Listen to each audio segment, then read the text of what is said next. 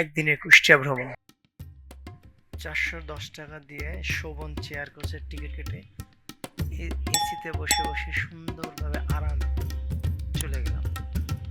পদ্মা সেতু হওয়াতে যাতায়াত ব্যবস্থা খুবই সহজ হয়েছে এবং কি খুব সহজে যেতে পারছি। ওই যে দূরে যেটা দেখতেছেন বালুর ওই পারে যে পানি, ওটা হচ্ছে গড়াই নদী।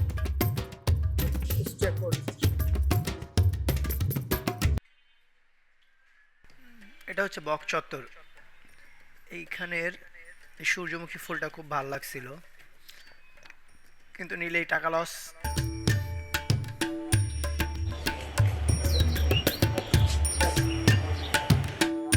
এটা হচ্ছে পৌরসভা, ভিতরটা খুব সুন্দর। এই হচ্ছে ঢাকা ফেরার সময়ের ভিডিও। পা রাখার মতো জায়গা নাই, দুয়ারের বৈশাই দেন আসছি। সে কেরানীগঞ্জ একটু দাঁড়াইছিল, চেক আউট দেন।